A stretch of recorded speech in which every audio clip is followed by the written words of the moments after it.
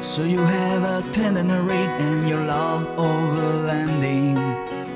You have plans to do it big on the trace and some super glamping. One ideas, deep news and reviews, a podcast the first rate and here just for you. You don't have to think about it, join us and be about it. Something interesting we want to hear about it, come on let's talk about it. Welcome to Waypoint Overland's Random Waypoints Podcast.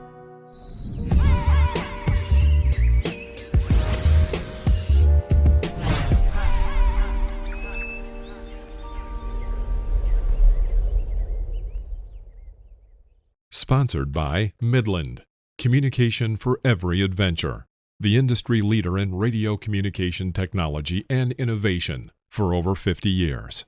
Sponsored by My Medic. Sponsored by Tembo Tusk. Sponsored by Shower Pouch. Sponsored by DeMoss Collective, mission built and made for mobility. Sponsored by Brewtrek.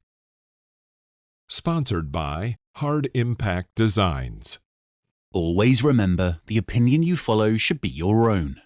Just consider the things stated here to be a second opinion from a complete stranger online. Hey guys, we have a special guest on the podcast this week. He's been called the modern-day Indiana Jones.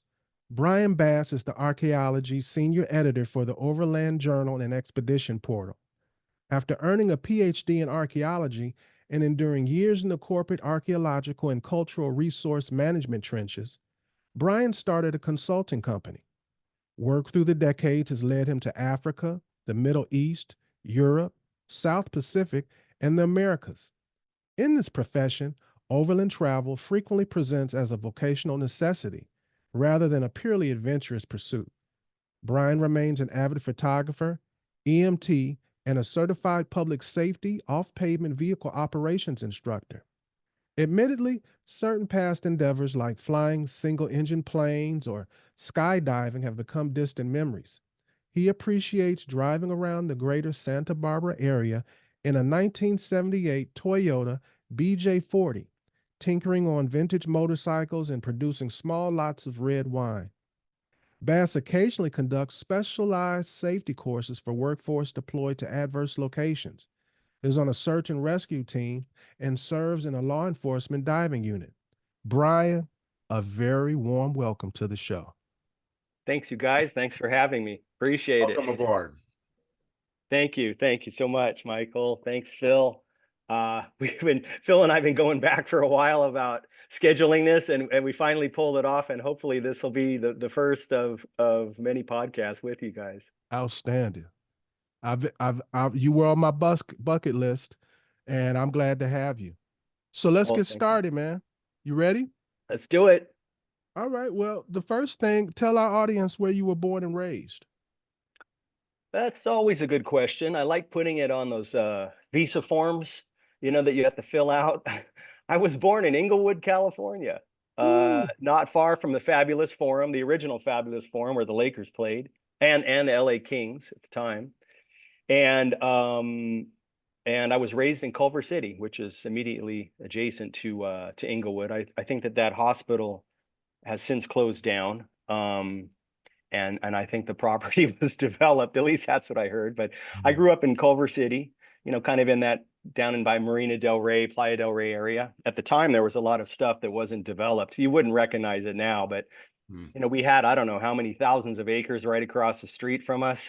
When I was a kid, it was BMX bike heaven. We had horse stables, a go-kart track. I mean, now it's all developed, but I guess I was kind of on the tail end of the inner, let's say, LA County development that was happening kind of in the 70s and early 80s. Anyway, that's where I grew up, and that's my profile. I'm sticking to it. So did you grow up off-roading or overlanding, camping, anything like that? Yeah, I mean, we used to go camping quite a bit with my dad, but he had like an old Ford Econoline 150. I mean, that was how we rolled, and a lot of it was more like going to campgrounds, kind of camping, or going along like fire trails, or we went to the Mojave a bunch of times with him, where, you know, obviously the right time of the year, you can drive way out there just with two-wheel drive. It's not a big deal. And we also grew up riding mini bikes and stuff like that. So it wasn't uncommon when we got a little bit older to go out with our dad and camp, and then have a couple motorcycles in his van. And those are the days that was all pre rooftop tenting and I guess, well, maybe Sportsmobile was already making a pop top, but that was like sleeping on the ground and staring at the stars kind of camping. Mm-hmm. And yeah, so that was pretty much it. I also did go to, when I got a little bit older, some summer camps where they had overnight trips and stuff like that. And yeah, I always liked that. Those are some of my best memories as a kid, is on the summertime camping trips, for sure. So now, what kind of vehicle do you travel in? I actually know, but for our audience, what Well, I have this I have a couple of vehicles, actually. That's such a first world thing to say. I have a Toyota Tacoma that I could say still is my daily runner. If I just have to go visit a client or a project that's pretty close to home, then, and I don't need a lot of my gear, I might just run out with that Tacoma. It's kind of nearing the end of its engine work life. It's got like 318,000 miles on it. I bought it new. It's a 2003 Tacoma. It's not other than some minor mods, you know, bumpers and stuff like that, and some off-road lights and a winch. It's pretty stock. I mean, under the hood, it's everything stock. I didn't do anything there, and I still use that. I think the motor is getting a little bit tired, and I'm afraid to cross that bridge. You know, I know it's coming soon, and I'll have to make the call about what I do with that vehicle. But it's Toyota. It's running fine. There's nothing wrong with it. I have people ask me about it all the time, not really to buy it, but, you know, just about it. And then I have, as you know, Phil, I have that Ford E350 van that I bought. Well, I bought the van new in 2010. It came from Ford. I purchased it through a dealership kind of up by where Sportsmobile used to be, you know, up in kind of in the northern central California area, by Fresno, and then had Sportsmobile do the drivetrain conversion and the pop top. And then that was pretty much about it. I drove it around. It looked like a bread delivery truck for, I don't know, like a year and a half. I mean, it had nothing in it. It had two front seats and it was just empty. A lot of these descriptions came from my mom. You know, she looked in and she's like, looks like she should be dropping off the bread from the bakery or something like that. And then I don't know how, but I found Mario and the crew over at what used to be Adventure Trailers. Now they're AT Overland. And we talked about doing a kind of an interesting build out, so that I could use it for work and still use it for camping and family stuff too when the opportunity arose. And so that's the vehicle that I kind of drive around with. I think it's got like 85,000 miles, something like that on it. It sees a lot of like weekly use, but I'll only log up a few hundred miles per week on it, and then I'll go on a trip, maybe a couple thousand miles. Then it just kind of gets the 100 miles here and there to clients and projects. But it's pretty cool. The descriptor that my mother gave was that it looks like it's a cargo plane on the inside, with all the L track, and I even have some old Huey helicopter seats. I think you have a little clip that you put on your Instagram with it. Yeah. But yeah, cargo plane comfortable is what that rig is. It's fun. It's got that pop top. Sometimes if it's just me, I'll just sleep, kind of without doing the top down below. It just depends if I'm taking the family out or not, and where we are and what we're doing. But it's a fun rig for sure. Definitely. So what made you make that choice? What compelled you to choose that particular rig? There's so many choices. Yeah, at the time there weren't. Going into, let's say, the early 2000s, it was really build out something like the Tacoma, I mean, things have changed here in North America specifically so much in the last, let's say, decade and a half as far as what's available out there. People were building out sprinter vans, but I remember at the time, Sportsmobile had done a conversion. I want to say they purchased the parts. They had this red Sprinter, Mercedes Sprinter, up at the shop, and they had purchased the parts and kind of done the conversion in-house to four-wheel drive.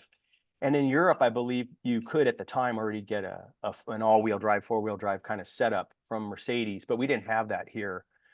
And so the van was really, that was kind of how, what was available, what was an option. I preferred to have like an open interior where, let's say it's snowing, you just kind of move out of your seat and go right to the back. You don't have to get out and go around. It was just my preference. It wasn't like I have a problem with, you know, going out of a door and climbing in to a camper or you know, the rig that's built on the back.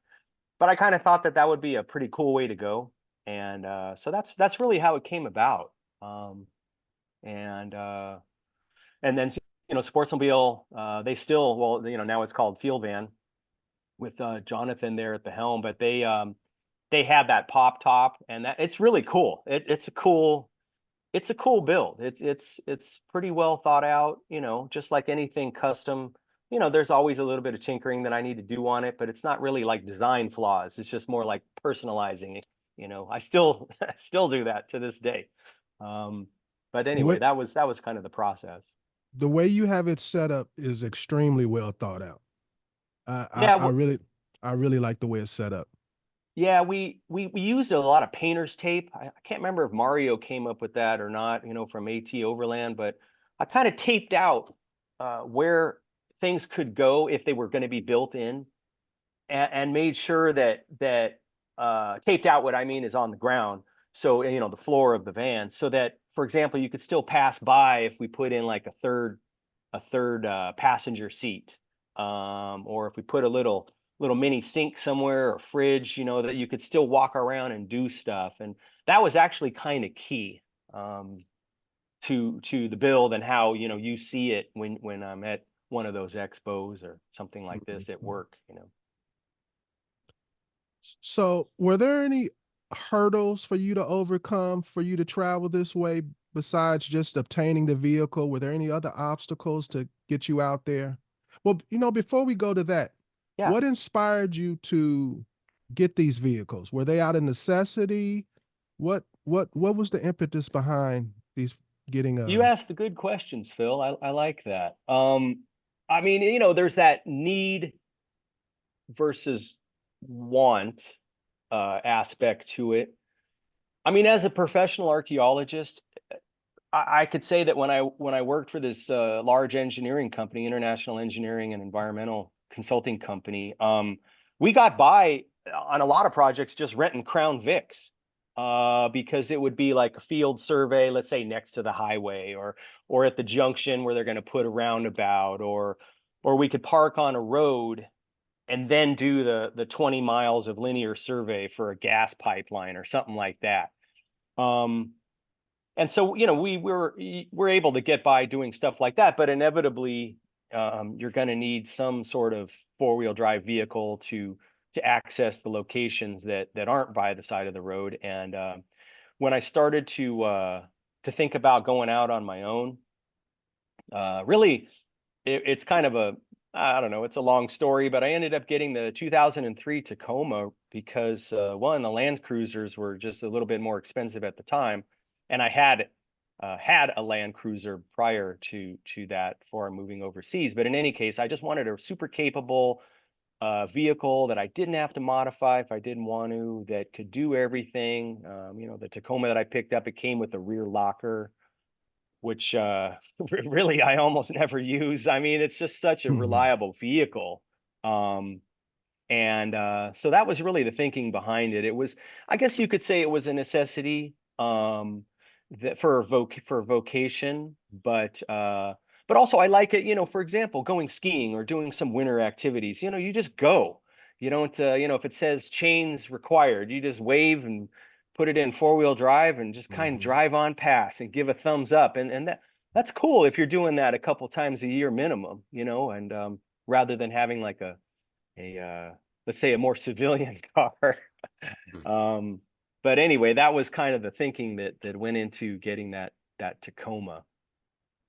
Um, You chose a career that there are not many people in. You're a rarity in that way. yeah. So my question is, how did you become an archaeologist? Was this a childhood dream? Was this a evolution? How did Yeah, you become an it's certainly an archaeologist? evolution. I didn't, like a lot of kids, when I was when it came along, I certainly watched Indiana Jones. But I didn't really think about archaeology. I think I mentioned to you, in on the phone, that I was studying political science when I went off to college, and I was in the late '80s, I should say, and I had a different worldview, a different idea of what I wanted to do, and then it came up that I needed to take another class in the social science department, and and the only one I could get into, there was like some sociology and psychology. I can't remember. None of them looked cool. And there was anthropology 101. And I didn't have to crash the class. I could come in and just fill out the form and take the class. And it was really just because I needed to have a tick box for poli sci. So I took that first class. It was like I think it was intro to anthropology. And so of course they're going to talk about archaeology and physical anthropology and linguistics and even that teacher who taught that class was into forensics as well. And so I don't know. I didn't do a lot of studying, and I got an A on the first exam. And I thought, oh, this is kind of cool. Maybe the cool part was that I didn't have to study rather than. Oh, But I never ditched a class. I went to a state college where you could, balance your schedule pretty easily. So I kind of did the learn and burn for like Monday through Thursday morning. And then I kind of had a long weekend. I was able to do that for a couple of years. But anyway, that's kind of how I got into anthro. And then I took like intro to archaeology. I think that was the second class I took. And then I kind of thought, okay, I'll still major in poli sci and I'll minor in anthropology. And making a long story short, over a period of time, I got sort of to the end of everything and realized that I was going to graduate with a degree in anthropology with the emphasis as archaeology. And I don't know, maybe if I went back to San Diego State, I think there was a final exam and a written essay or something, and I could maybe get my master's, my undergrad degree in that. But I didn't worry about that anymore. I just kind of put my head down and went straight on. And I had the good fortune of getting asked by one of the professors in the department to join him on his project in Jordan. And this was in 1987. And I hadn't, other than like, I don't know, like my mom taking us down to Mexico for vacations with friends or something like that. Our vacations were sort of, I don't know, like going up to Big Sur and kind of car camping or going out to the Des with my dad, that kind of stuff. And so I thought it would be cool to go check out archaeology somewhere else. I hadn't put it all together that this is what you do. And then I was hooked. I mean, I was hooked from the minute I got on the airplane to fly to Jordan, and there was no looking back really after that. Yeah, so that was cool. And at San Diego State, we had the good fortune of there was like a required field course. I want to say it was Saturday mornings, sort of from 8 until 1, and it was excavating at the Presidio down there in San Diego.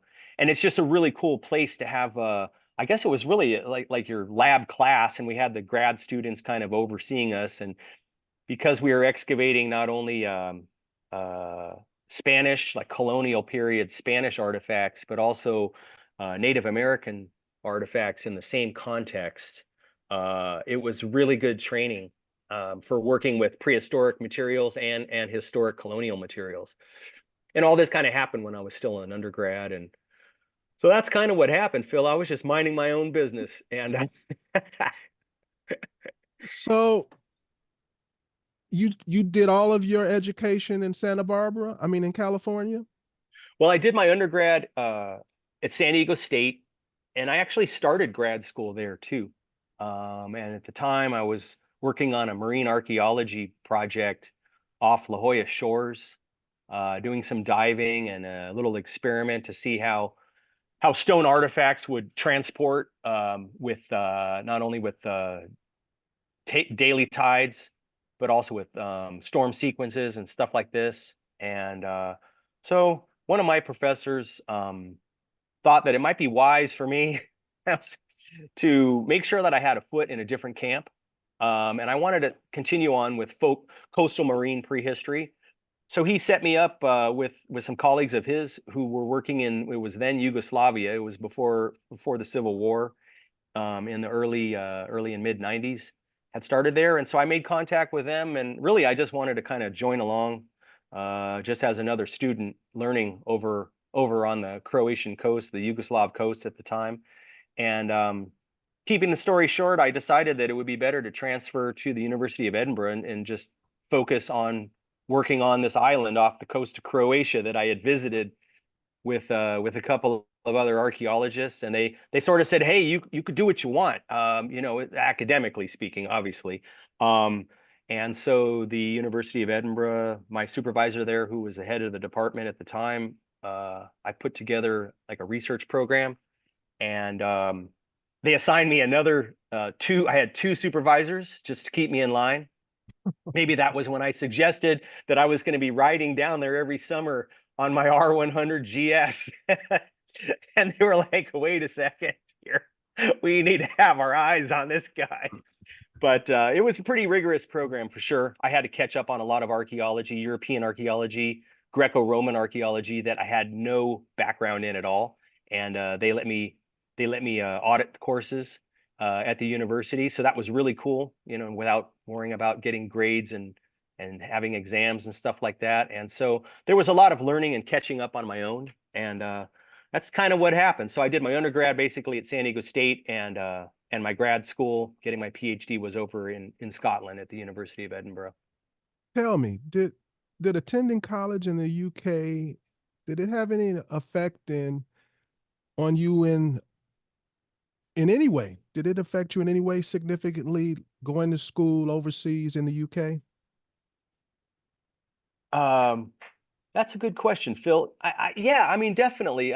Like silly things like paying bills in another country. Really, and being, I was a student, but still responsible for stuff. I remember that the first flat that I was renting, it wasn't really that expensive, and some guys showed up one day and they wanted me to pay the poll tax.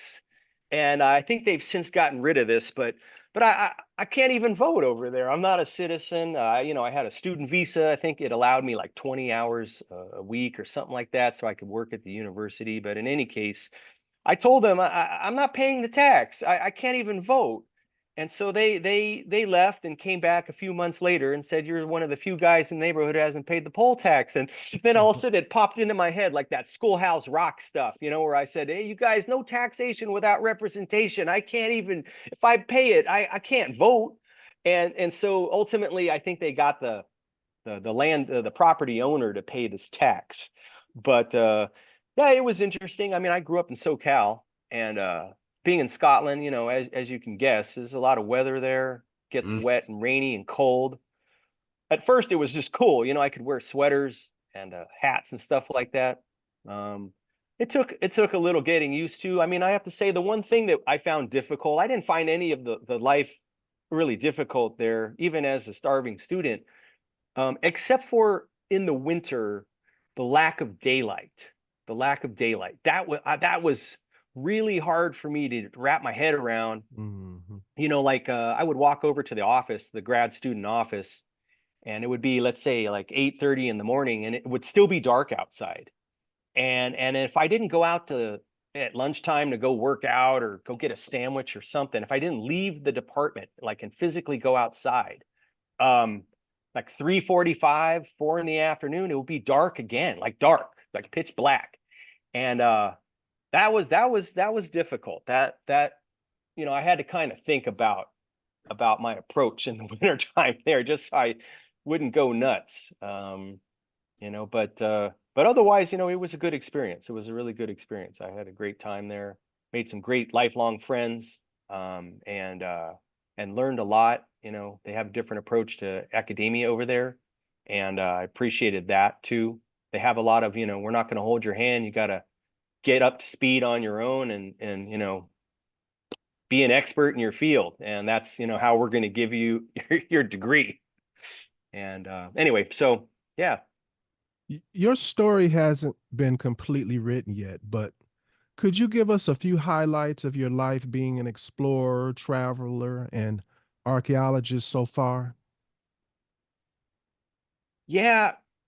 I think that if I had to talk about some of the highlights, it's almost I almost feel hypocritical, because some of the highlights as far as on the professional side happened when I was working for this international engineering company, because they kind of sent me all over the place. I wasn't always just me. Sometimes we would go out with another archaeologist, or 2 or 3 or 5. Sometimes it was just myself and a biologist or a water quality specialist.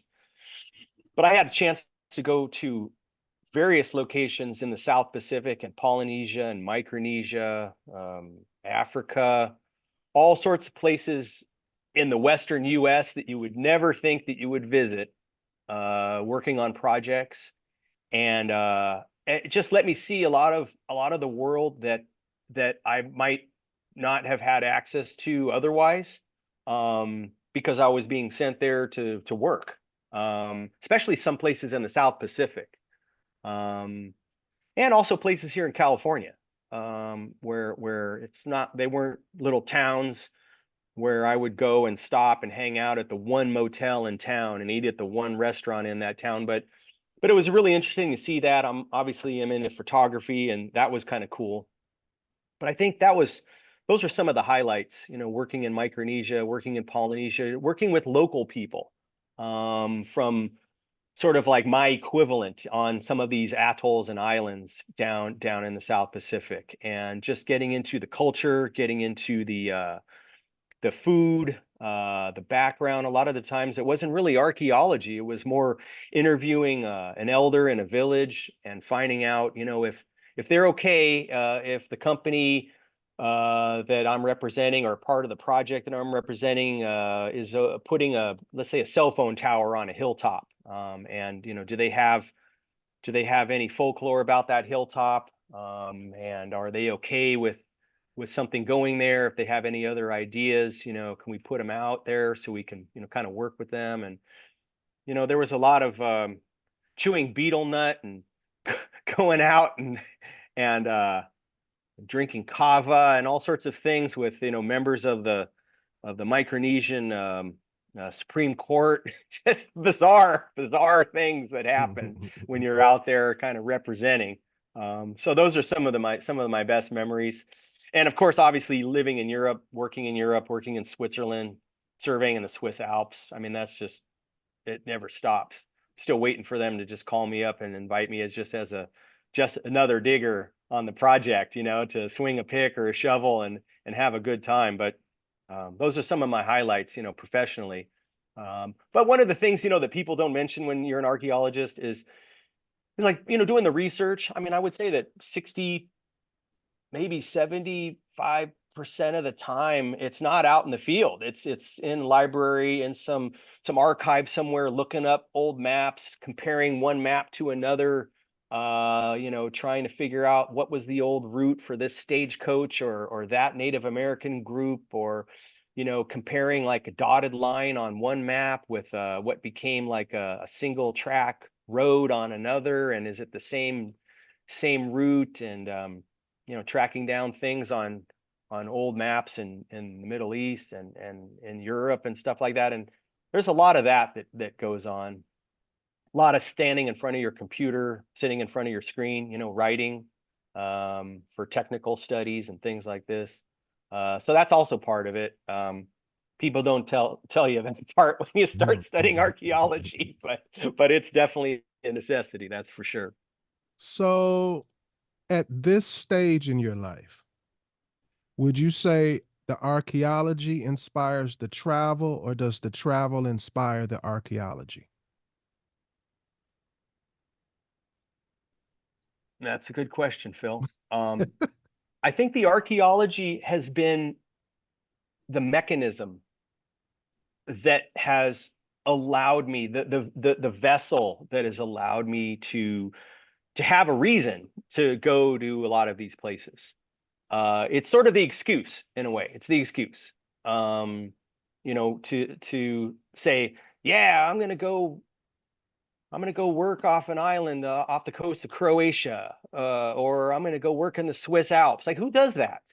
But when, especially on the academic side of things, in academia, when you're just doing pure research, that's the reason you're going out to find late prehistoric routes over the Alps, trading routes, looking for evidence of travel and commerce before there was written.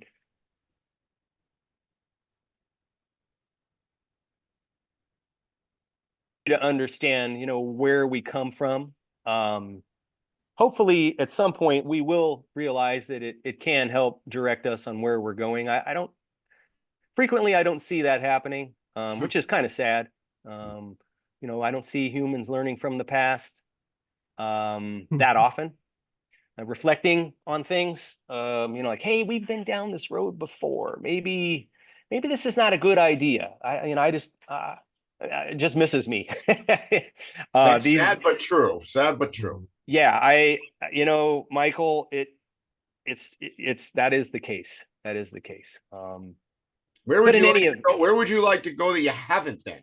Like, what's on? Oh my God, there's so many places I haven't been. I mean, as you know, I just spent some weeks, in the front seats with Scott Brady in an Ineos Grenadier, and I always like talking to him about like crossing the Antarctic or driving Greenland or something. Like, I don't know, like if I just fly into Antarctica, touch the ground, have a beer, and then leave, I'll be good.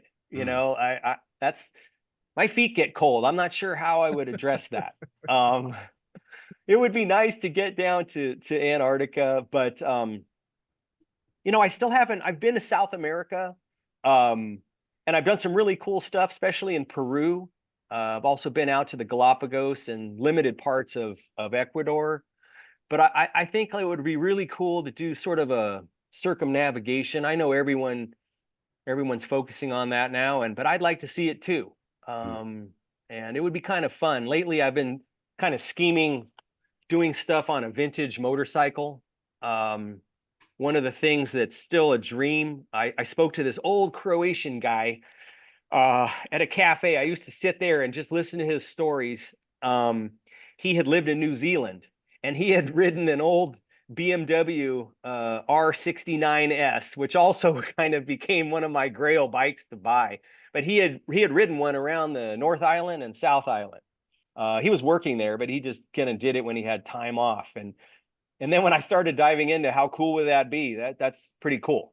I think it would be fun, just kind of on a vintage bike, just leaned out equipment, not relying on waterproof panniers and having to kind of wrench on it on occasion. It just makes you kind of earn it a little bit more.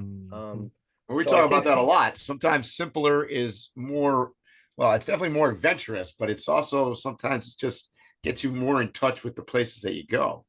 Yeah, I agree with you, Michael. I mean, I'm sure that you've done this too, but I've gone through, for example, my van and my Tacoma, and just weeded. I just look at something and go, okay, have you used that? And then I ask myself, do you have a reason to use it?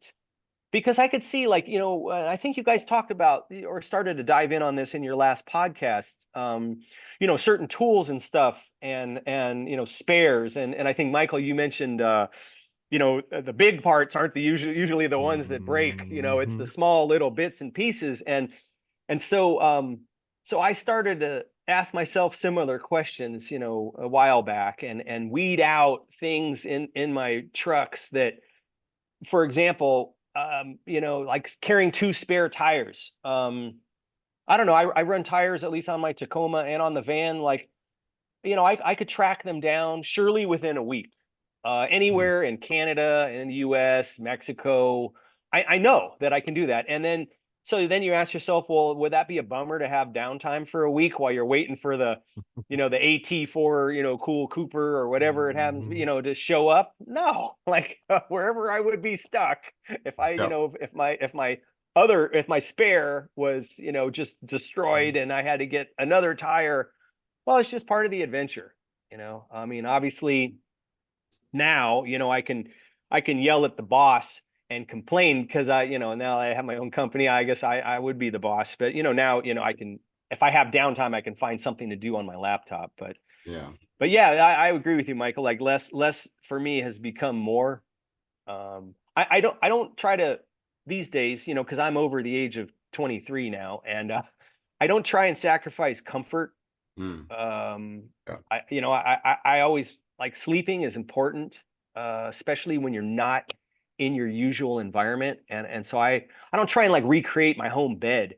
But if I'm not sleeping, if I'm using like the coolest, insulated, inflatable, this and that, but I'm still like my hips poking into the underneath, or it's hurting my neck, then I got to come up with a solution, because that can only last for so long. I mean, as you probably know. It's funny being a motorcycle person myself. I listen to you talk about, being on 2 wheels and whatnot. I told Phil the other week, if it was my choice, I would travel the world on a motorcycle for sure. It's just so much more fun. But it brings up a point that you just made. It's really tough to get something comfortable, and sleep is so important. Yeah. I mean, it's for me, that's a priority for sure. Even if I'm on my bike, I definitely make sure that whatever I'm bringing along and I'm going to be sleeping on is going to be comfortable. If it's a little bit bigger and it ends up being like a larger, I like some of the Nemo products. Yeah. I don't care if it's bigger, if it's going to let me sleep fine, I'm all good with that. I think that, you got a point there, Michael, about the motorcycle travel, because I sort of my first adventure travel, I could say, was just riding kind of at the starting of every summer from Scotland down to Croatia to do my field work. And so over the years, I definitely left stuff behind in the museum that I was working out of down in Croatia. But on the whole, like, I really had to think about, like, okay, what am I taking on my bike? And I would leave Scotland, it must have been like my second or third year heading down. It was like towards mid-April, I think.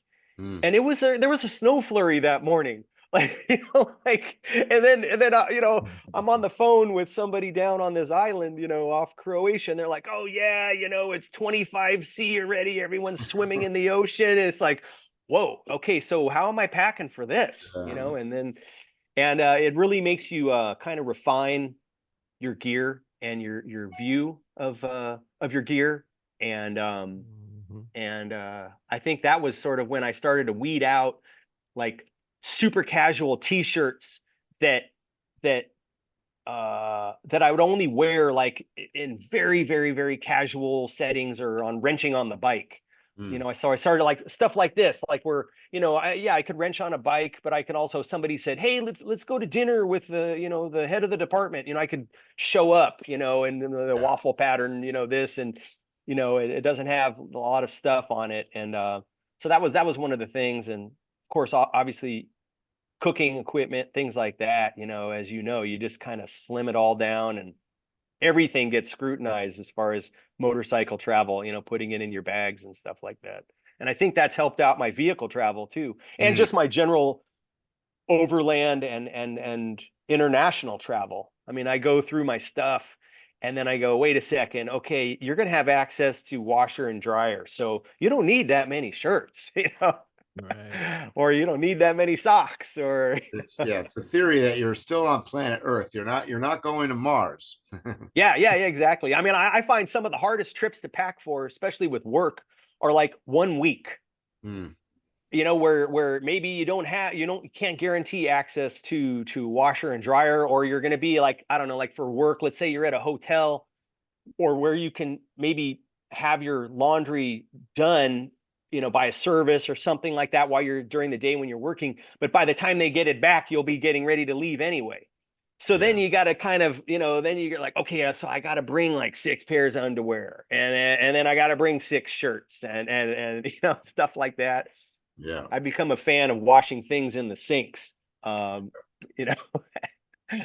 yeah, anyway, we kind of sidetracked on that one, but No, that was good. I love for the audience to hear real people that really go out here and do it and what their methods and methodology is. You mentioned it's not a perfect science, right? I mean, right. it's a failing No. forward kind of perspective. That's the way I look at it. Yeah, and as you know, I mean, if the 3 of us were going someplace in the same vehicle and for the same amount of time, and we got our bags ready, and then we said, all right, let's put everything in each of our bags out so we can see it. I know that my packing would be different than yours, Michael, and definitely different than yours, Phil. And also for example, Phil's starting out in the Pacific Northwest, to go and get on a plane to meet us, somewhere. So he's thinking completely different than, me here in Central California with the sun and like palm trees at our local airport, et cetera, et cetera. For sure. You mentioned Scott Brady, and you just got back from Africa. What inspired your journey to Africa? And for people listening, where in Africa, where did you guys transit through? Well, Scott had transited from the Atlantic side of South Africa in an Ineos Grenadier, all the way through to, his goal was to get all the way through to above the Horn of Africa over by the Gulf of Aden, Red Sea area, and complete a transit of Africa from one side to the other, basically. And so, as Scott usually does, he schemes all sorts of things and then asks me to come along and ride shotgun and take over the driving when necessary. And so I joined Scott on the trip in northern Kenya. I flew into Nairobi. And then the next morning, jumped on a little Cessna Caravan and flew up to northern Kenya. And Scott picked me up at this little dirt airstrip there, in the Grenadier, and we stayed at a small little lodge there at Archer's Post. And then from there we drove all the way up to the border with Ethiopia, and we drove through Ethiopia and in through Djibouti. And once we got to the Gulf of Aden, to the ocean there, to the sea, that was Scott's destination. So that's kind of how it schemed it. And so we'd been talking for a while about different trips in Africa. One of them involved motorcycling from Cape Town up to Cairo. It's been done and it doesn't bother me. Like that would be really cool. So we had talked about different trips, and then also planning really cool go-sees along the way, archaeological sites, cultural heritage locations. I mean, I obviously, because of my background, I'm super interested in that, and I think it makes those kinds of trips that more meaningful, not just for me, but also my interaction with the people in the villages along the way. I mean, it's always the simple things. So let's say we're in a village and some kid's got a cut arm, and I can put some disinfectant on it and put a Band-Aid on it and get the thumbs up and help them out. That made the whole trip right there. One time Scott and I we were driving in Uganda, and we gave this lady and her kids a ride to school, and it was sort of in passing. We had just stopped. I can't remember why. And this lady walked up and she said, "Hey, can you give my kids a ride to school, but I'll come along?" And we said, "Sure." And of course, we were in a G-Wagon. We only had, well, we kind of had a seat in the back. It had, it was one of the end-decker G-Wagons, so it had been built out with a couple fridges and stuff. But two kids sat in the back, and then the mom sort of sat like kind of on one of my legs in the front. And then we started driving, and like we're 10 minutes down this road, this dirt road, and it wasn't hard going, but we're driving along, and Scott's like, well, how much farther? And I can't remember how many kilometers. It was like 15 kilometers for them. And she said, oh, they walk it pretty much daily to go to school. And it was just like, wow, like, Yeah. I think the kids got into, before we got there, we had some ice cream or something in one of the fridges that they got into, and I'm sure they had good stories along the way, but anyway, that's kind of how I ended up over there on this latest trip. And Scott and I, obviously, you have to get along with somebody when you're in that kind of proximity for days on end. We've definitely had a lot of adversity hit us on another trip in Africa, where you just have to be a cool customer and use your experience not only in the overland capacity but also just with fellow humans. Sometimes, as you guys know, you have to be comfortable with other people carrying firearms. You have to be comfortable with people sticking firearms, in your face or pointing them at you, and being able to de-escalate things if necessary. And that happens. I'm not trying to paint a bad picture about different places that I've traveled. I'm certainly not trying to paint a bad picture about places that I've traveled in Africa, but things come up. There are militias over there. There are, law enforcement where who are these guys driving up in a bunch of G-Wagons that are painted tan? Like what's that about? I get it. It's, or who are these guys, with aviator glasses driving along in this truck that we've never seen before? It's got this really cool, kind of British racing green color and a UK license plate, and they're driving on the wrong side of the road, with the right-hand drive, I mean, that comes up, and you just have to kind of assume that in certain places you're going to stick out. And so Scott and I get along. We've been in a lot of fun situations and a lot of hairy situations, and we trust each other at that level, to kind of be a cool thinker and just stay calm and get through it. And so I think that's probably one of the reasons why he asked me on some of these trips. Yeah. And this was a really cool trip. It was really interesting. Nothing went as we planned. Nothing went as we planned. We're going to be releasing some news releases and podcasts and stuff like that. And you'll definitely see some of that out there. But you'll be putting some of the imagery and some of the videos up on this one too. We had plans. Like, for example, crossing the border between Ethiopia and Djibouti. Scott had read a couple different places that it takes like 15 minutes. It was a couple of Germans, I think, in a Unimog or something like that.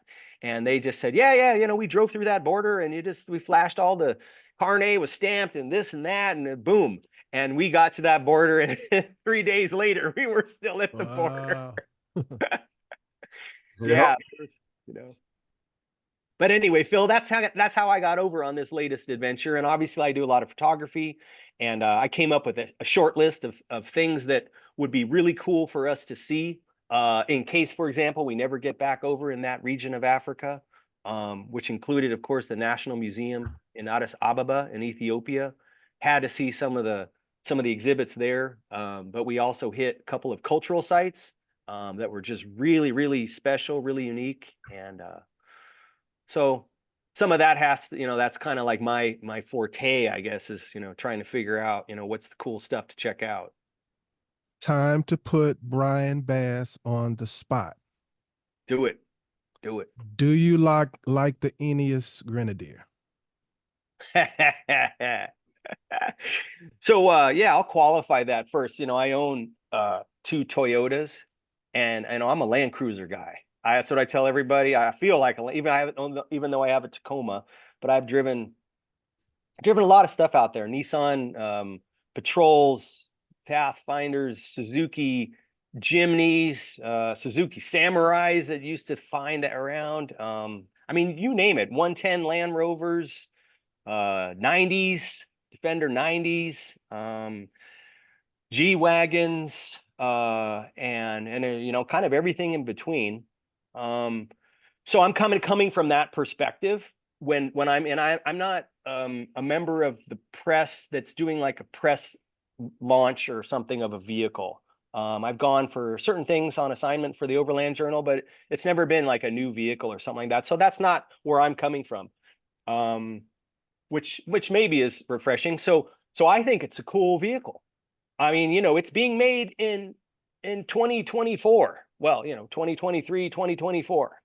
You have to follow, depending on your market, and I think this is kind of overlooked in a lot of the chatter that's out there, but if you're going to make a new vehicle and you want to have marketplace, you know, have it appear in the marketplace, you're going to have things like ABS. You're going to have things like airbags. You're going to have certain features that are just required, not because people demand it. It's like regulations. If you want to sell the same vehicle like in Europe and sell that same vehicle with only a few tweaks in North America, sell that same vehicle in certain parts of Africa, you're going to have places in the Middle East. You're going to have certain standards that are met for modern standards. Now, Toyota, because they have their foot in diverse, their feet, I should say, in diverse marketplaces, you know, they can have like some 70 series that's only intended for the African market, where the diesel engine isn't meeting European standards, and that's okay. I mean, it's okay in that marketplace. I mean, hopefully those marketplaces kind of clean up and dial in, you know, as far as helping out our planet stay clean. But so Ineos obviously had to take all of that into consideration when they came out with this solid front axle vehicle. The first thing that I think that comes to mind is the comfort of it.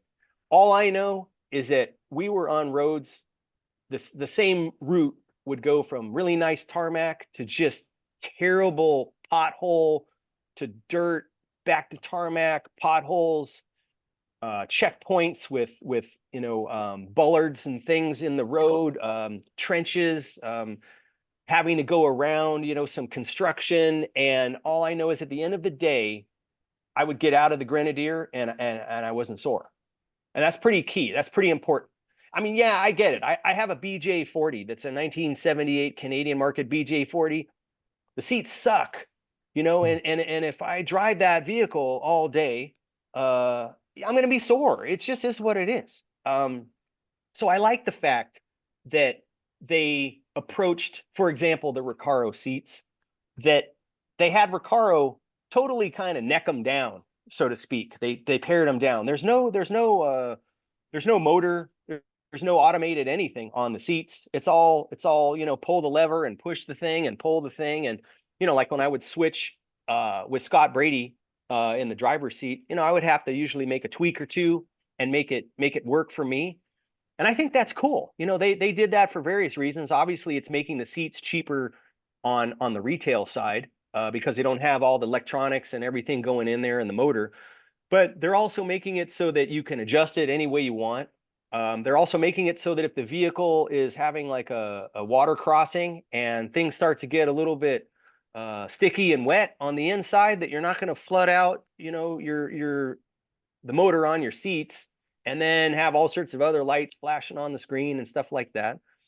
So I appreciate that. You know, this is as a 50-something-year-old guy, you know.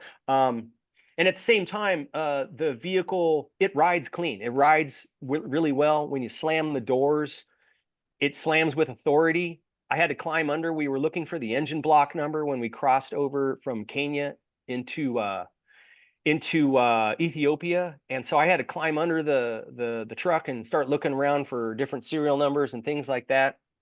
And this is after Scott had already driven it all the way pretty much across most of Africa. Wasn't a lick of oil underneath it. It wasn't weeping from anywhere. I mean, I had first up close and personal view of everything underneath that rig, you know, with the customs guys like standing over my feet while I was doing it. So I like that. I like that it has creature comforts just enough so that makes my ride okay. I like that it has parts of it where I can build it out if I want to on my own. So so to answer your question, Phil, I think it's a cool rig. I think it's certainly a candidate for aiming at like the foresters and the NGOs, and even, you know, sort of light duty military capacity, if that's what they're going to be going for. You know, it has the space. Another thing that I liked on it, Scott had built it out down in South Africa with a platform that was kind of set up for 2 people, and it had 2 drawers, but you could sleep back there if you want. And we had to sleep back there when we were kind of stuck at the Djiboutian border.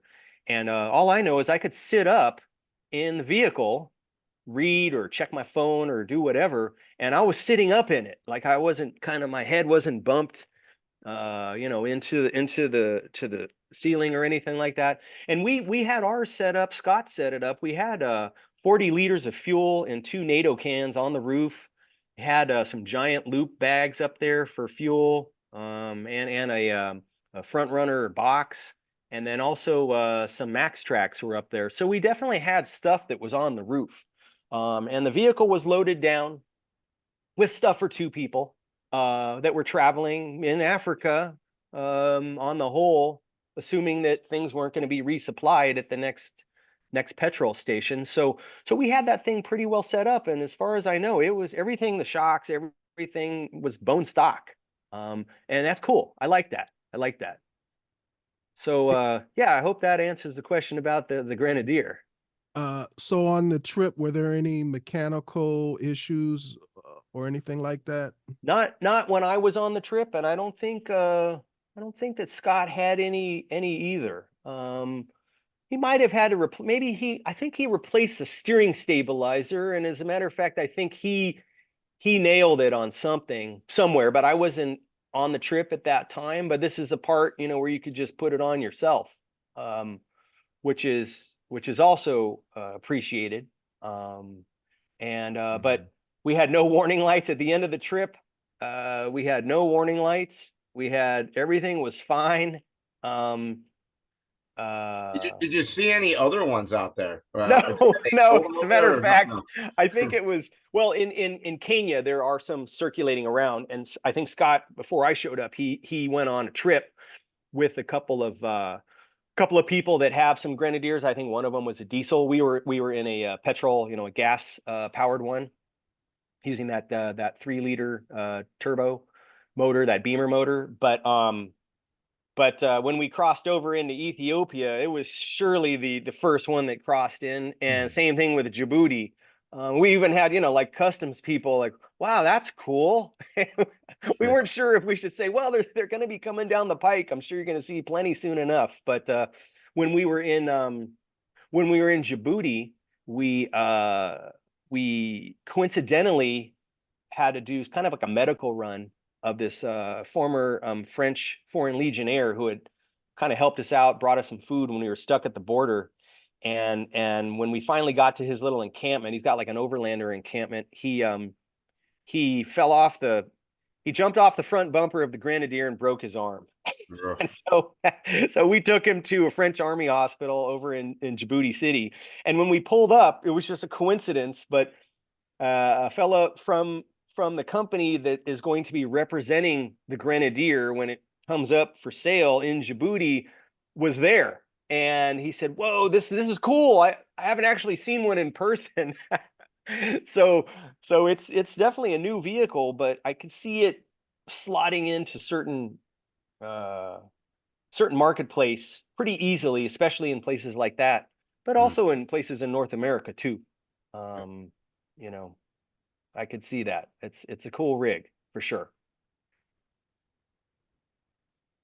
You can give us a very unique perspective on this. I've been asking everybody who's traveling in Africa and the Middle East the same question, and it's what impact and or obstacles has politics and war had on your trip and on Africa itself? Wow, that's a deep question, Phil. I might have to just skim the surface there and not dive in, you know, on any specific level, but Yeah, people, like I said earlier, people on our planet some people don't seem to look at the past and try and learn from that.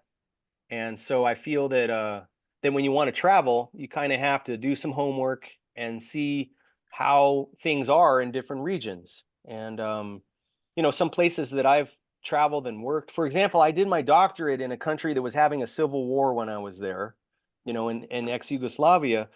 And at the same time, on this island, which is mostly, let's say, 99% Dalmatians, like islander and coastal Croats.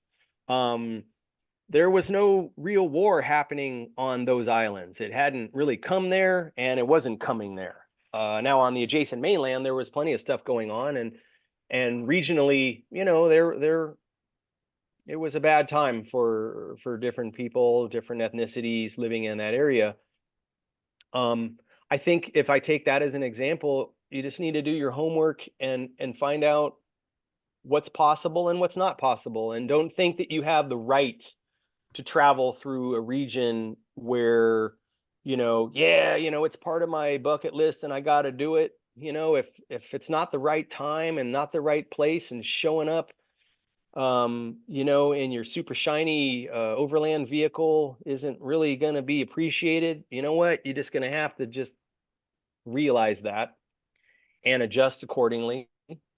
And I think that that's something that people have to take into account.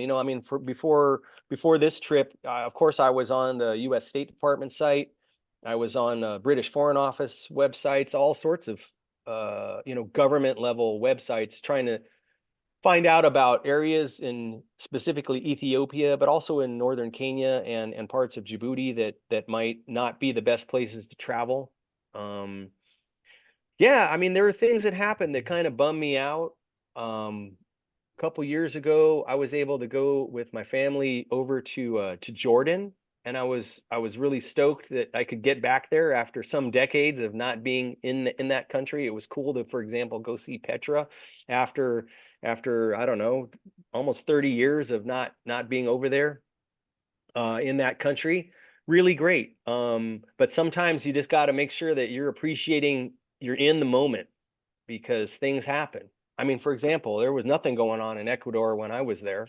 And right now it's not really a mess. I'm sure there are places to go and in Ecuador. We drove through Ethiopia, which the State Department has listed as, it says it's a category 3, which is, reconsider travel to this country. They don't kind of paint it in some other way. It says reconsider travel to this country. But we did some homework. Scott did some homework. He was able to talk to a regional security officer out of the U.S. Embassy in Nairobi, and we were able to kind of focus on areas where it was safe and it was known to be safe, and roads that were known to be safe. And so obviously we had to take a little bit of the adventurer's gamble, but when you take in experience as well, like don't drive at night, drive on the known trucking routes, what to do at checkpoints, how to act, when you meet government officials kind of outside of a government capacity, or members of the military, stuff like that. Then you can kind of, obviously you have to work with your own comfort level. I appreciate that, and it's not for everybody. I could safely say 30 years ago, a lot of what I just did last month in Africa, I would have just gone for it, but without the experience. And now I feel like I have more experience in those situations and in those countries where I'm more comfortable. I have a different threshold as far as, oh wait, the hackles go up or whatever. Hair on my neck stands up. It takes a little bit more now than it did, 30, 40 years ago. And but anyway, Phil, yeah, there's some places where I'd love to visit on the planet, and I don't know if I'm going to get to them, but I'm hoping that people get their act together and let people go in and experience their resources and their culture. Human culture is so diverse across our planet, and I mean, I know that Michael, you have a quote from Anthony Bourdain, on your webpage, and man, I could just drive around and eat, and just focus on that. Just, I mean, that's just reflecting fellow humans and what they do and how they prepare food, and I think that's what I still marvel at when I travel around and appreciate. And I don't try and push like where I'm from and what I do on people. I want them to, bring me your food. How do you don't use silverware? Okay, cool. Show me what I gotta do. All right, let me try it out. You guys wear these clothes or you wear that thing. All right, cool. Let me check it, And anyway, Phil, I don't know if I skirted around that question, I don't want to call any countries or people out, but I wish people would come together a little bit more, and share our diverse yet universal backgrounds on this fine planet. Because as far as I know, there aren't humans on any other planets for sure, and it's not easy to, if we even want to go there, to hang out. And we got a cool setup here on Earth, and I think people need to square up when they can, so that we can go overlanding. Right. Man to that. Yeah. So, what were the highlights of this trip to Africa from an archaeologist standpoint? Or if there weren't any? Oh yeah. There's always stuff always comes up, Phil. I mean, for me personally, I was really into going to the Ethiopian National Museum and seeing Lucy, well, or at least as far as we're told, the replicas of the bones. They'd made casts and stuff like that. I'm not in disagreement that probably for different reasons. I don't think somebody's going to try and steal a piece of Lucy's tibia or part of her femur or something like that. But things happen, fires happen, and I appreciate the fact that they're not just going to have it out in the open. But that was really cool, because that's something that at least as a student of archaeology, where I went to school, we all had to study, the human origins, and just to go to one of the premier museums where this stuff is on display, and also where the exhibits themselves have examples cast, and in some cases real, of different crania and the history of human evolution in Africa and then elsewhere too. And I was really impressed with the National Museum there. Their exhibits were up to date. This is coming from an archaeologist, kind of looking at how they had everything displayed and the descriptions that they had. It wasn't like you're looking at something from like the late 1980s still. They had updated things along the way. So that was really cool. And then I would say that on a personal level, the other highlights were visiting some native communities, specifically a couple of villages that are recognized by UNESCO as World Cultural Heritage sites, where it's not because it's like an archaeological site, like a find or an obelisk sticking up or an old church or something like that, but it's a group of fellow humans that have been recognized for their importance and their contribution to humankind, and the fact that they're still doing what they're doing, and I think that's cool. There are a lot of these places where you'll see the kids wearing the t-shirts, and that's as a footnote, I always look for a kid that has a t-shirt that'll say something like Surf San Diego or La Jolla Shores, or it's in the same category as be in the middle of nowhere. You'll always see a Toyota Corolla. I don't know what that you could be. It is what it is. It's like, maybe that's evidence that there are aliens on this planet. But you'll be like with your adventure truck, Unimog or whatever you're driving, and you'll be in the middle of nowhere thinking that you're really cool, and your friends have Land Cruisers and everything like that, and then some guys will go driving by, 6 people up in a Toyota Corolla. Yep.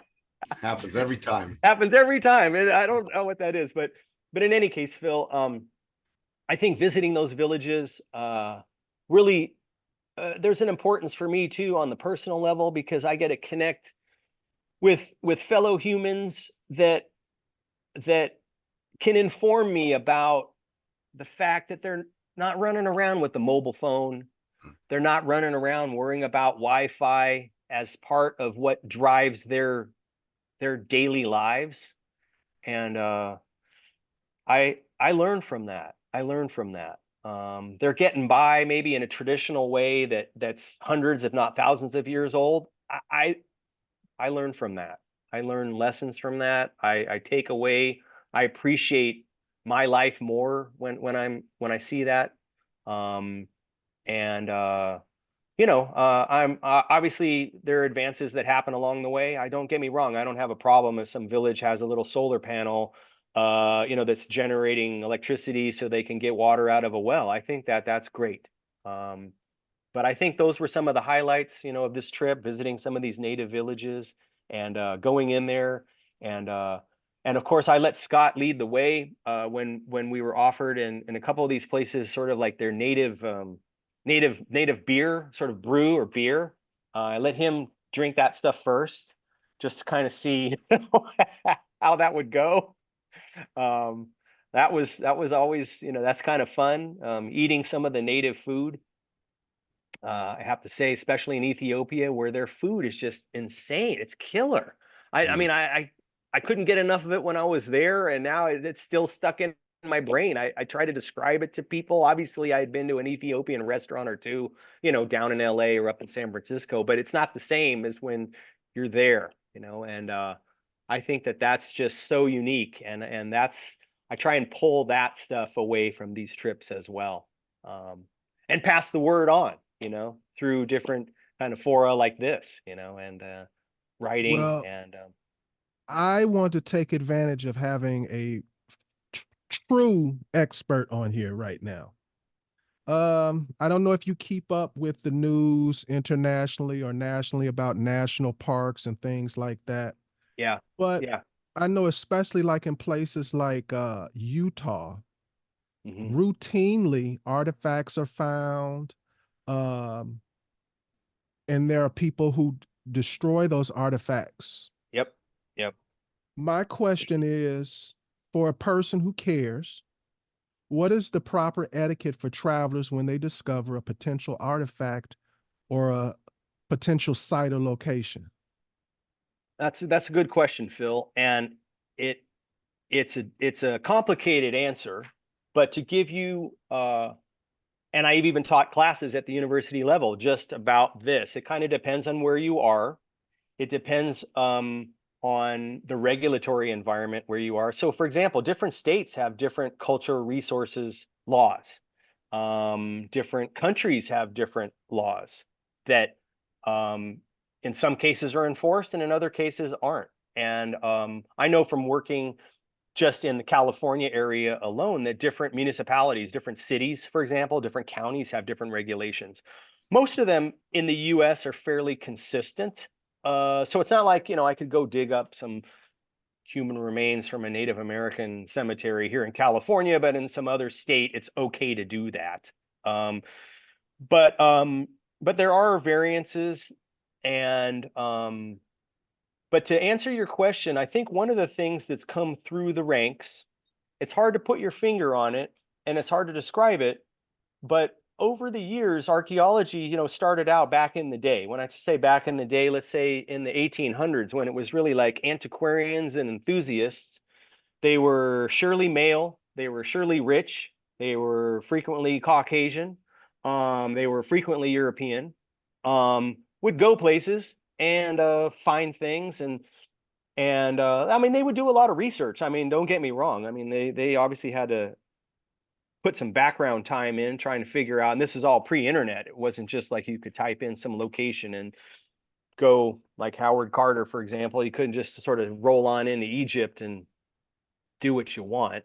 But at the same time, over the years, that transformed into a scientific and academic endeavor that is, and along the way, backed by laws and ordinances and regulations that protect those resources, because cultural resources are finite. So for example, you go into some archaeological site in the Four Corners and you find, I don't know, you decide to start digging and you dig up a couple pots and, let's say a Native American burial. Well, it's not like there's an infinite supply of that. And that's frequently what the regulations are addressing. And they're also addressing stuff that's not just archaeological. It's more of the cultural heritage from the communities that are still alive. So, you can see that it's a complicated issue and a complicated answer. But what I tell people is that, one, I always say, hey, look, if you show up at the Parthenon and you start poking around in Athens and you're like, oh man, check out that piece of pottery. I'll take just one. I'll bring it back. I'm going to put it on my mantelpiece.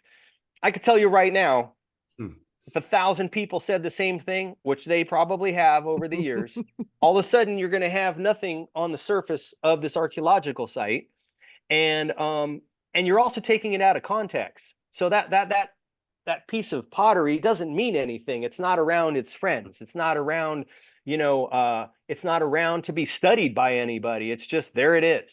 And so I tell people to just leave everything where you found it.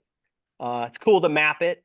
It's even cool to do, amateur sleuthing and maybe get permission from a local university, get some grad students to go back out with you and explore something. That's all possible. I'm obviously I'm not addressing people that are looting and things like this, or, selling antiquities and other items on the world market, for profit, because that's just not cool. But what we're talking about here, Phil, is, for example, somebody finds something out, when they're out there traveling around, and what should they do with it? I think it's okay to appreciate it where it is and leave it where it is, and especially these days, you can photograph stuff. You can make your cool little Instagram video if you want. Hey, check this out. We found this piece of pottery, really cool. It's right underneath this cliff dwelling, and, here we are. This is what's going on. Obviously, as soon as you start to give away locational information, just like everyone's secret hideouts in Baja and where to go camping, then other people are going to find it. So that's a slippery slope too. It's multifaceted, Phil. And, but that's kind of how I approach it with people. Don't just give away the location, appreciate it for what it is and leave it where it is. And pursue it if you want. I mean, plenty of amateurs have come back with professional archaeologists and then even excelled beyond the professional historians and archaeologists in some cases, sleuthing. They end up geeking more than the geeks on something, and that's cool. But when you do it in that way, that means that fellow humans can learn about it. I can read about it. I can go to a museum and appreciate it. I can have, the finds that were recovered in a scientific manner on exhibit in a local museum, where I can go see that pot that somebody found, instead of it just being kind of parked in somebody's house, only for them to appreciate. And then surely what happens, they pass away and they don't tell everybody really where it came from and what it was. And then you have some kids with this thing on the mantelpiece and they don't really know. And, then at that moment, and this is how it happens. And people come up with their own really cute excuses and stories and stuff. But it is what it is. And this is how it happens. And the sentimental part of it is totally lost. The context is lost. And then there it is. It's just another piece of pottery on a mantelpiece. So, from what you know and have experienced as an archaeologist, evolution or creation? Oh, dang, Phil, you're going big. You're going big. I got a scientist here. Yeah. Well, just by that statement alone, you know what my response is going to be. Yeah, I definitely believe in evolution, not just of the human species, but of all species, over time. But I'm going to throw something out there. When I was a corporate guy, we had a field biologist who was quite religious in the Western religion sense. And so I'm the guy, in the lunchroom where I'm the guy that said, hey, so how do you square up with this? Because you're a field biologist. And obviously, the whole Darwinian evolution and everything like that, that's gonna play out in your education over the years as an undergrad and surely as a grad student, and it can't be avoided. And this is what she said, that it's not really clear how, if God created everything in a certain amount of time, that time wasn't really defined.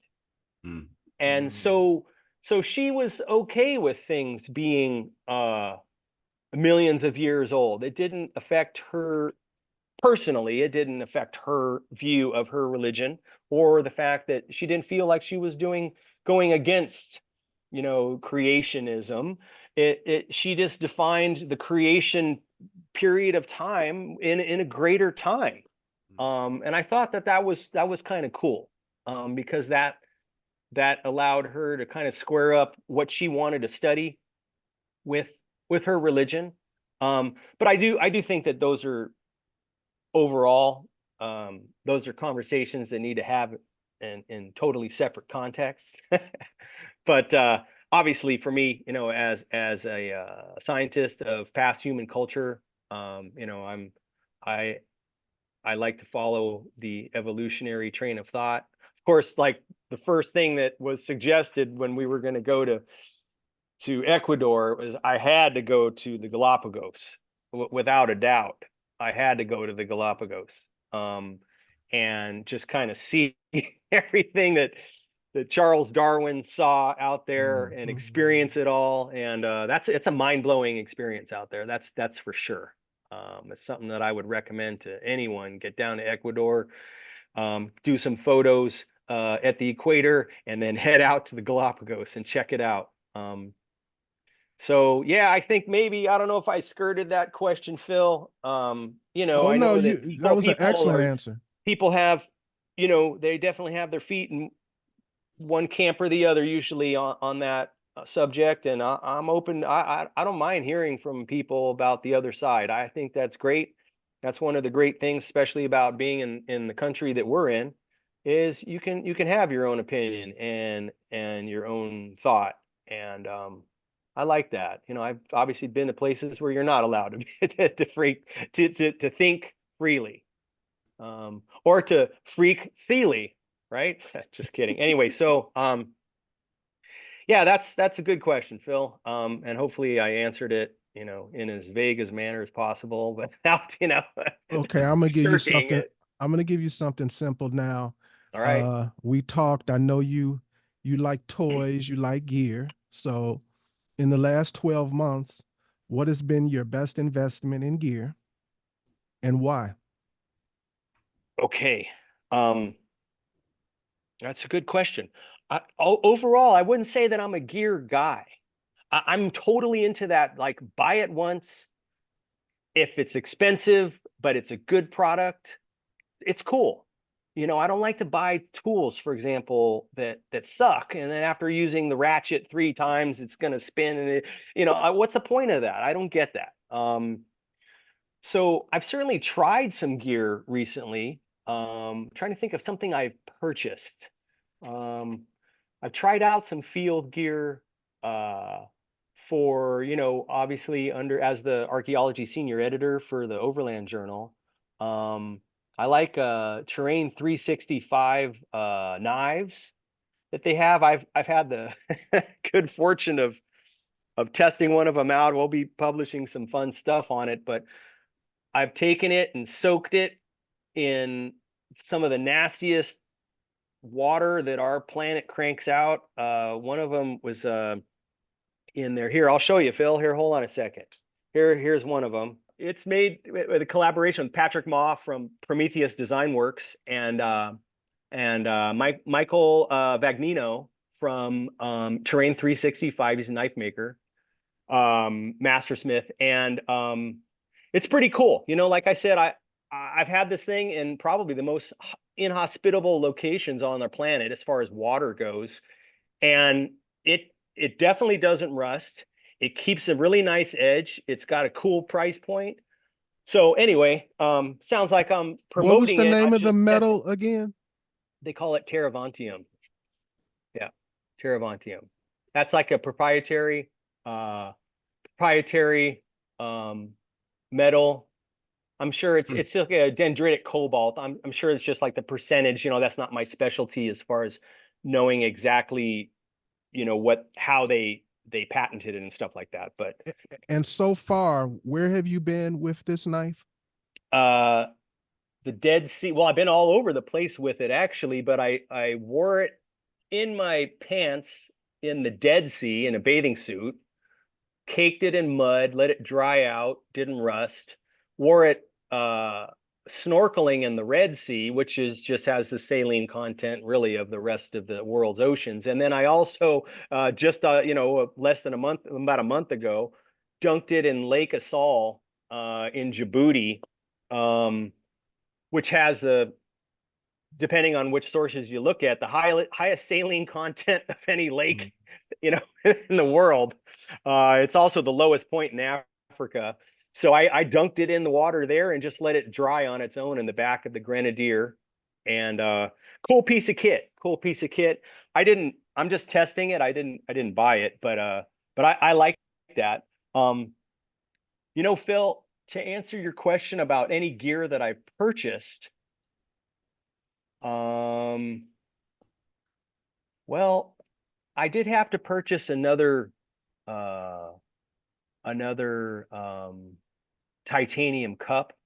I think I've run over, I don't know how many of them. And so I purchased another one of those, like the camping ones. I don't know why I tend to put them, like when I'm in my van, I put them on the wheel or the tire, Oh yeah. Yeah, I've done that. Yeah. I saved the ones that I've crushed, by the way. I don't know. It's just like a badge of courage. I don't know what. So we're going to get you out of here, but I got just a couple of more questions for you, if that's all right. All good. Yeah, all good. Okay. So we asked everybody this. What's your favorite type of trail to wheel? Dirt, what type of landscapes do you like to drive through? I like fire trail kind of single tracks that are in the mountains. I'm not sure if I would prefer that over something out in the desert. But those are my two kind of like favorite, let's say, zones to transit in a vehicle.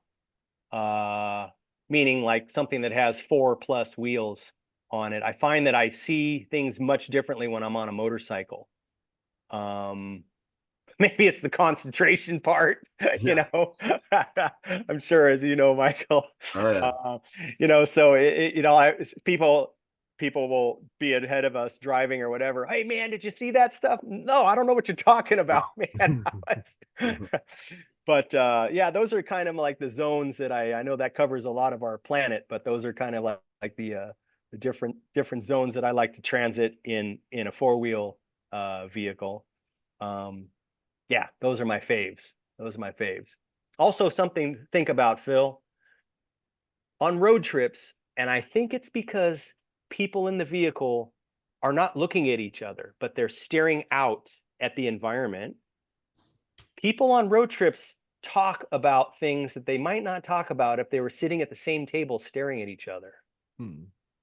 It's one of those things that it's hard to describe, but it. You end up talking about cool things with people on road trips, and I'm positive that it's because you're looking forward and you're in proximity with each other. So there's that sort of level of intimacy, if you will, as far as conversation. But you're not staring at each other's eyes, so you kind of say things that maybe you wouldn't normally say if you were just sitting right across from each other. And I like that part of road trips. Well, Bryon, I want to thank you for spending so much time with us and talking with us. This has been fun. It's been educational. It's been philosophical. How does someone find you on social media? Well, I don't dive too deep on that. I'm on Instagram, Byron Bass, BrynBass,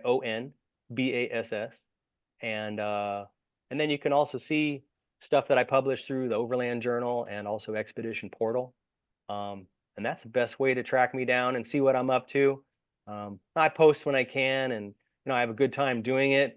I get focused on like just doing it and not telling people that I'm doing it, but I still realize that there's some cool stuff that I come across and I like sharing it.